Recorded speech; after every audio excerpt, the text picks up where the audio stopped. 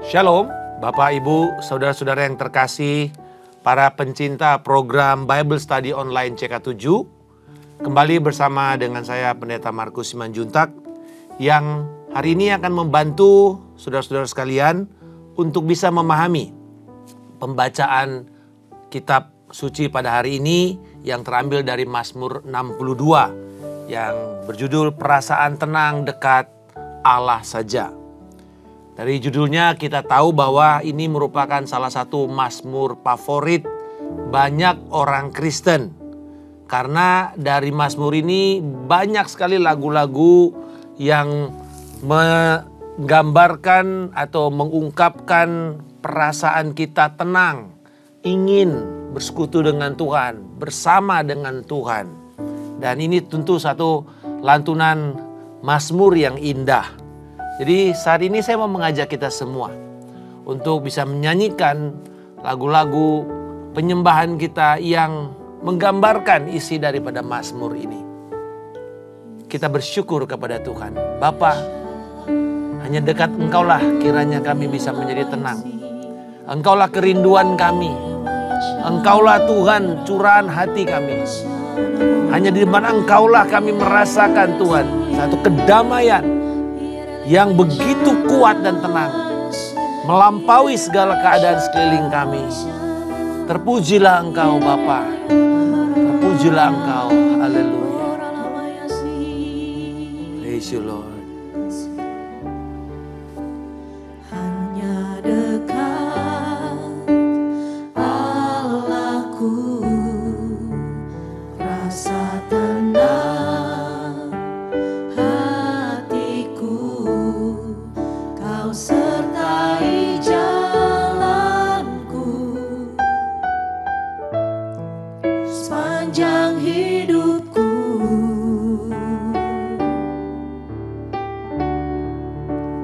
Hanya dekat padamu ada kekuatan baru. Kaulah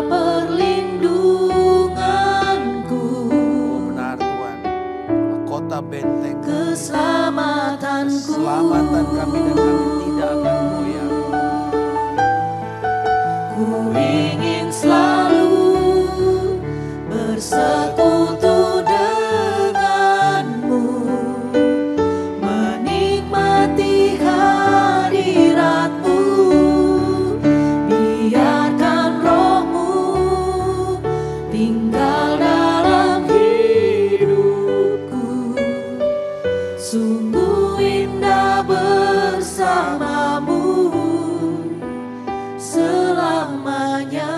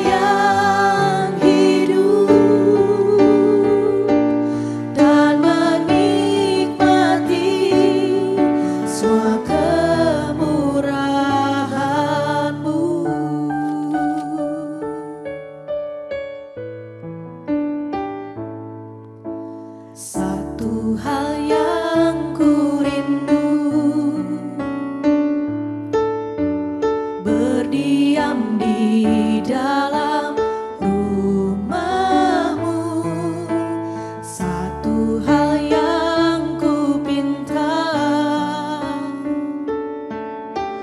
menikmati bait-Mu Tuhan, satu hal yang ku rindu, berdiam di dalam rumah-Mu, satu hal yang ku pinta, menikmati bait-Mu Tuhan, lebih baik satu hari di pelataran-Mu daripada 1000 hari di tempat lain.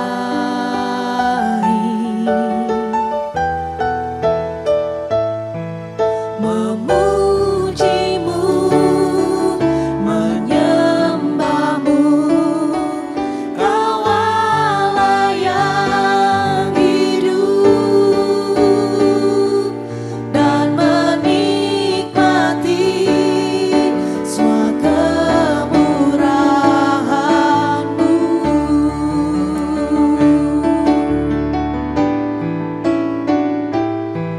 Lebih baik satu hari di pelataran-Mu daripada 1000 hari di tempat lain.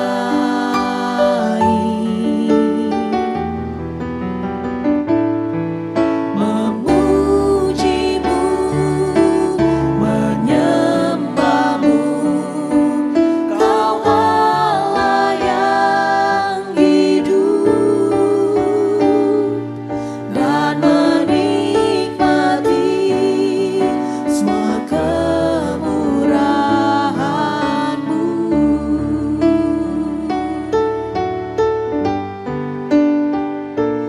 Dan menikmati semua kemurahan-Mu.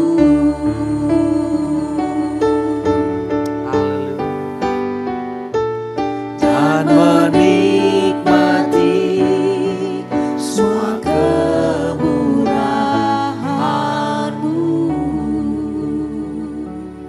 Itulah kerinduan kami Bapa untuk melihat kemurahan-Mu mengalir dan melimpah dalam hidup kami. Sekalipun kami ada di tengah-tengah keadaan sulit, keadaan yang tidak nyaman, tapi kami tetap akan tenang, sebab sumber ketenangan kami adalah Engkau sendiri. Pengharapan, kota benteng, dan kekuatan serta penolong kami. Mari Roh Kudus, Engkau nyatakan kebenaran ini pada setiap kami yang sedang mengalami ketakutan, Engkau berikan keberanian. Mengalami keletihan, Engkau berikan kekuatan baru. Mengalami kebingungan, akan Engkau berikan damai sejahtera. Bahkan keterikatan akan Engkau bebaskan, dan yang sakit Engkau sembuhkan. Di dalam nama Tuhan Yesus Kristus kami berdoa. Amin. Saudara-saudara, sungguh indah penyembahan yang kita naikkan pada hari ini. Satu keinginan dan kerinduan kita untuk selalu mendekat kepada Tuhan.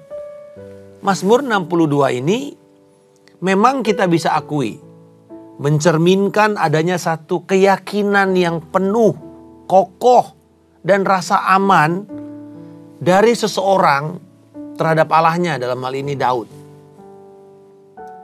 Mungkin dalam bayangan kita, kok enak ya Daud ya. Jadi Daud ini enak sekali, kok alami sekali gitu loh, kok natural sekali. Dia itu bisa tenang dengan Tuhan. Dalam kondisi hidupnya kok dia bisa tenang gitu. Tetapi pada kenyataannya, saudara-saudara sekalian, Mazmur ini bukan diciptakan pada waktu dia sedang enak-enak. Nyantai-nyantai gitu ya. Angin semilir, ngantuk-ngantuk. sepoi-sepoi lalu kemudian kayaknya enak nih untuk nulis lagu tentang tenang dengan Tuhan. Bukan. Mazmur ini sebenarnya tidak datang tanpa sebuah perjuangan. Kalau kita melihat sebenarnya gambaran dari Mazmur ini dari ayatnya yang kedua sampai dengan ayatnya yang kelima, itu jelas sekali gambarannya dia sedang berada di dalam kondisi yang terancam, tertekan. Jadi sebenarnya ini bisa kita sebut sebagai satu Mazmur yang bukan mencoba memegahkan diri dari seseorang yang secara pribadi merasa tenang. Tetapi satu ungkapan penyembahan kepada Tuhan dan menuntun orang-orang, para penyembah-penyembah dalam satu ibadah perayaan untuk bisa mengklaim bahwa keselamatan itu hanya datang dari Allah. Jadi karena ini kemudian menjadi satu lagu perayaan, lagu ritual. Bahwa jemaat didorong untuk mengatakan, mari letakkan pengharapanmu, keselamatanmu hanya pada Allah saja. Dan ini terlihat dari ayatnya yang 9 dan 11. Percayalah kepadanya setiap waktu, hai umat. Lalu dikatakan, janganlah percaya kepada pemerasan, janganlah menaruh harapan yang sia-sia. Apabila harta makin bertambah, janganlah hatimu melekat. Satu hal Allah firmankan, dua hal aku dengar, bahwa kekuatan ada pada Allah. Kekuatan hanya ada pada Allah. Dengan kata lain, bahwa ini didorong untuk semua jemaat. Jadi tadi dari pribadi, sekarang ke jemaat. Lalu kemudian kita mendapatkan di sini alasan kenapa kita memuji atau menaikkan pujian ini. Ayat yang ke-12 dan 13. Satu hal Allah firmankan dan dua hal aku dengar. Bahwa kekuatan ada pada Allah. Dan pada Engkau ya Tuhan ada kasih setia. Engkau membalas setiap orang menurut perbuatannya. Perasaan tenang dekat Allah. Ini kan tema Mazmur ini. Ternyata penekanan Mazmur ini bukan pada perasaan tenangnya. Tetapi pada Allah yang menjadi sumber ketenangan itu. Ini dibuktikan dari gramatikalnya atau struktur kalimatnya. Karena kalau dalam bahasa Ibrani, susunan kalimat, susunan kata itu bisa menunjukkan prioritas. Mana yang lebih utama, mana yang menjadi ditempatkan sebagai yang pertama. Dan itu menjadi penting. Dalam ayat 6, diterjemahkan di dalam bahasa aslinya begini. Ak lelohim dominapsi. Ak lelohim dominapsi. Secara literal, dalam bahasa Inggris dikatakan begini, surely to God stand still my soul. Berarti kepada Allah tenanglah jiwaku. Gitu ya. Kepada Allah tenanglah hai jiwaku. Dalam kasus ini domi, kata domi itu ditaruh sebagai sebuah bentuk dari dumiah. Kata tenang itu ya dalam bentuk imperatif. Tetapi dimulai dengan apa? Dengan Elohim. Jadi Elohim domi. Berarti Allah dulu yang membuat jiwa kita tenang. Gitu ya. Jadi sebenarnya di sini prinsipnya bukan pada ketenangan. Karena saudara-saudara, manusia kecenderungannya akan mencari ketenangan. Tetapi sumber ketenangan manusia umumnya adalah lingkungan. Hal yang dari luar. Bukan Allah. Jadi kalau orang mau cari tenang, kemana mereka? Pergi ke gunung, pergi ke tempat sepi, Mungkin memandang di pantai, di gunung atau di pantai yang mengharap ke atau gunung yang menghadap ke laut, lalu kita menatap lautan itu dalam ketenangan. Atau mungkin di tempat sunyi, tempat semedi. Kita berusaha untuk menjauh dari hiruk pikuk supaya kita tenang. Tetapi sebenarnya di sini lain. Allah mau mengatakan, kamu mau mendapatkan ketenangan, datang pada Tuhan. Jadi nggak perlu sebenarnya kita juga harus pergi jauh-jauh. Masuk di dalam doa kita, masuk di dalam penyembahan kita. Masuk ke dalam kamar, kunci rapat-rapat, naikkan penyembahanmu, naikkan doamu. Bertemulah dengan Allah. Itu sebenarnya sumber ketenangan kita. Ketika kita bertemu dengan sumbernya, maka dia akan memberikan kepada kita ketenangan. Berarti sederhana kan? Prinsipnya adalah kita mesti menempel kepada Allah, maka buahnya akan mengalir. Ibarat anggur itu menempel, carangnya menempel kepada pokoknya, maka kemudian pokok akan memberikan nutrisi kepada carang lalu menghasilkan buah. Jangan kita kejar buahnya, kejarlah sumbernya. Ini prinsip yang ditekankan di dalam Mazmur ini. Bahwa ketenangan bersumber dari Allah. Jangan cari ketenangannya, cari Tuhan, engkau dapatkan ketenangan. Allah dulu, baru ketenangan. Jadi di sini saudara-saudara, kita melihat penekanan ini ya saudara di dalam ayat 3. Hanya dialah. Dan ini dikontraskan dengan ayat 4. Kamu dalam jamak dan mereka dalam ayat yang kelima. Hanya dia satu-satunya Allah melawan kondisi sekitar yang banyak. Musuh yang mengepung. Sandaran satu-satunya cuma satu, Allah. Jadi kita bisa melihat bagaimana si pemazmur menggambarkan ketenangannya dari Tuhan itu. Satu saja cukup. Kita mengatakan begini, one with God is majority. Satu orang dengan Tuhan itu sudah mayoritas. Lebih hebat daripada kebanyakan orang lain. One with God is majority. Jadi bila kita, si pemazmur ini jelas sekali sadar. Saya dengan Allah. Saya mayoritas. Saya bisa tenang. Lalu ada yang menarik dari ayat 6 sampai 9. Penekanan pada perintah di ayat yang ke-9. Percayalah kepada Allah. Percayalah kepada Allah. Dan curahkanlah isi hatimu di hadapannya. Ungkapan curahkanlah isi hatimu di hadapannya merupakan prinsip. Ini sebenarnya prinsip kita mendapatkan ketenangan jiwa. Dan ini prinsip di dalam kita berdoa. Dan kita mendapatkan, melepaskan kecemasan kita. Kecenderungan kita biasanya kalau kita mau curhat, curhatnya ke siapa?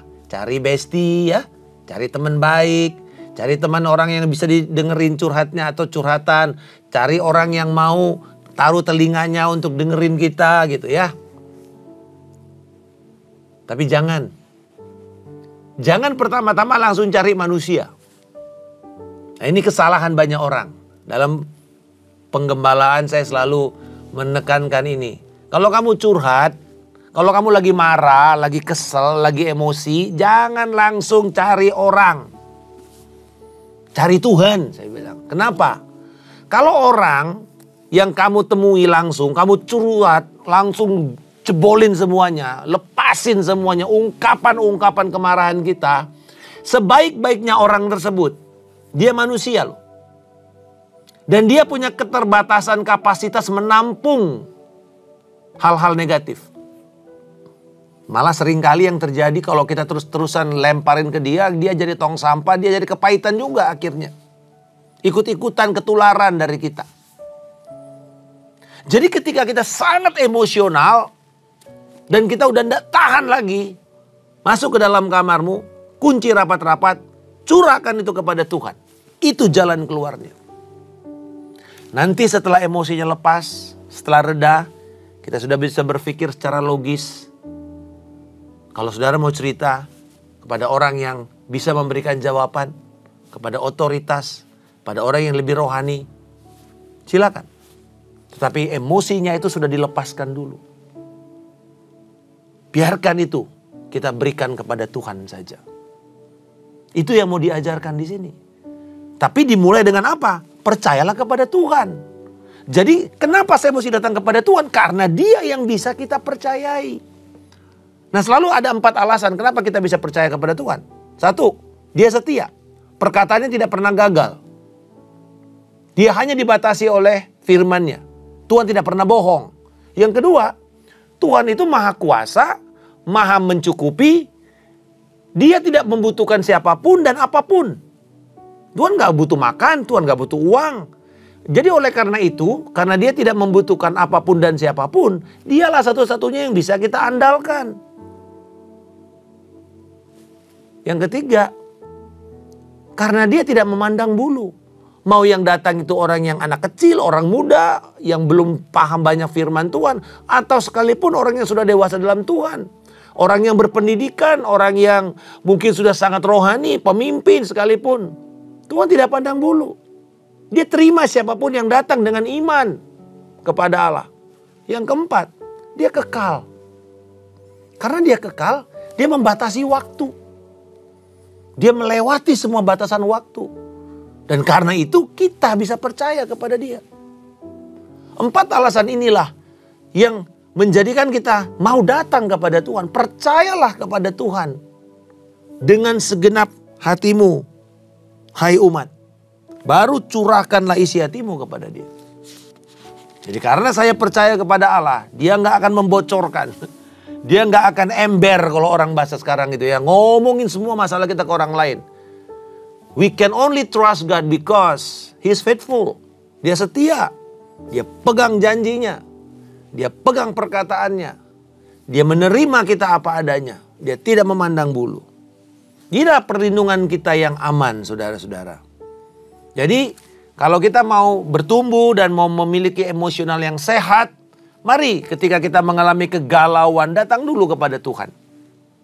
Datang dulu kepada Tuhan. Lepaskan semuanya kepada Tuhan. Dan kemudian setelah itu engkau bisa cerita kepada yang lain. Dia Allah yang sanggup memahami kita. Dia Allah yang tidak terbatas di dalam menampung semua keluh kesah kita. Dan yang terakhir, janji dari Mazmur ini bahwa saat kita menyatakan dan meletakkan kepercayaan kita hanya kepada keselamatan yang dari Tuhan saja, maka Tuhan berkata, engkau membalas setiap orang menurut apa yang telah engkau atau mereka perbuat, menurut perbuatannya. Tentu di sini bukan berarti, oh kalau kamu jahat kamu akan dibalaskan yang jahat, kalau kamu yang baik dia harus dibalaskan yang baik, bukan. Artinya di sini bahwa apa yang kita kerjakan, apa yang kita tabur selama ini, hal-hal yang baik, yang berkenan kepada Allah, Tuhan mengingat itu. Sehingga ketika kita mengalami sebuah keadaan yang memerlukan pertolongan, Tuhan pun akan mengingat apa yang akan Dia kerjakan kepada orang yang telah melakukan perbuatan-perbuatan yang seturut dengan kehendak Allah. Itu sebabnya apa yang kita kerjakan setiap hari itu bermakna, Bapak Ibu. Tidak ada yang asal-asalan. Marilah kita membuat setiap hari kita itu terencana, intensional. Supaya kemudian itu menjadi perhitungan Allah. Kenapa saya katakan ini menjadi perhitungan Allah? Saudara perhatikan ketika Cornelius berdoa. Dan Tuhan mengatakan, Tuhan mengindahkan doanya. Dan juga persembahan atau sedekah yang dia berikan kepada orang-orang. Itu umat Tuhan.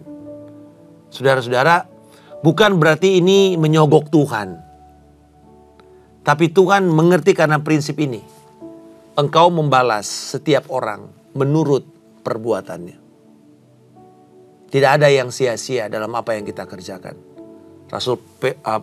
Rasul Paulus mengatakan dalam 1 Korintus pasal yang ke-15 bahwa dalam persekutuanmu dengan Kristus, segala jerih lelahmu tidak akan sia-sia. Dengan kata lain, prinsip ini berlaku lagi. Tuhan membalas setiap orang menurut apa yang dia telah kerjakan, apa yang dia telah tabur, apa yang dia telah perkatakan selama ini. Mari kita berhati-hati dengan apa yang kita katakan, yang kita kerjakan, yang kita lakukan. Dan biarlah setiap hari, hari-hari kita jalani secara terencana. Jangan asal-asalan, jangan sembrono, tapi penuh dengan perhitungan. Sebab semua itu Tuhan juga menghitung. Maka mari kita juga menghitung hari-hari kita. Musa berkata, ajarlah kami menghitung hari-hari kami, supaya kami bisa bertindak dengan bijaksana. Marilah kita melihat setiap hari-hari kita penuh dengan kearifan, penuh dengan kebijaksanaan, penuh dengan tindakan yang tepat seturut dengan kesempatan yang Tuhan sudah percayakan kepada kita. Dan dari situlah ketenangan itu akan juga kita bisa nikmati setiap hari. Bahwa saya menjadi tenang karena Tuhan yang memberikan. Yang kedua, karena saya tahu semua yang saya kerjakan ini akan bermakna di hadapan Tuhan. Dan yang terakhir, kalau kita bisa memikirkan lagi lebih jauh, bahwa semua yang kita kerjakan ini akan diupahi Tuhan dengan mahkota di dalam pengadilan Kristus nantinya. Itu menentukan akan apa yang akan kita terima di dalam kekekalan. Kita memerintah penuh dengan mahkota-mahkota yang memuliakan Tuhan. Jadi saudara-saudara, terlepas dari berapa berat pun pergumulan saudara saat ini, mari kita ambil langkah iman. Mendekat kepada Tuhan. Berjuang mendekat kepada Dia. Karena hanya dari Dialah sumber ketenangan itu. Dialah gunung batu kita. Dialah kota benteng kita. Dialah tempat perlindungan yang aman. Larilah ke sana. Dan curahkan isi hatimu kepada Dia. Dan bukan cuma Tuhan akan memberikan engkau ketenangan, perlindungan, tapi bahkan membalaskan seturut dengan apa yang telah engkau lakukan dalam perbuatan-perbuatanmu, baik sekarang maupun kepada kekekalan. Kristus siap untuk menjadi perlindunganmu, pertolonganmu, damai sejahteramu. Dialah Allah damai sejahtera kita. Dialah sumber ketenangan kita. Tapi juga Dia Allah yang akan memberikan kepada kita setiap imbalan dari apa yang telah kita kerjakan. Kami bersyukur Bapa.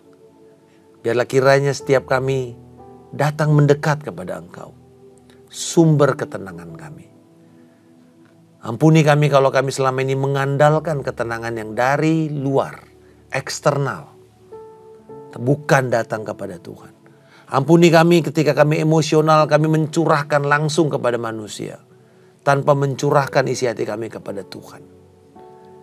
Kami berdoa ya Bapa, biarlah setiap saudara-saudara kami yang mendengar pada hari ini pengajaran ini akan mengambil tindakan yang benar. Datang kepada Tuhan, mencurahkan isi hati kami kepada Tuhan. Dan Tuhan, biarlah kami setiap hari hidup secara intensional. Tiap apa yang kami kerjakan terencana dengan baik, terpikirkan dengan baik, supaya tidak ada satupun yang menjadi sia-sia.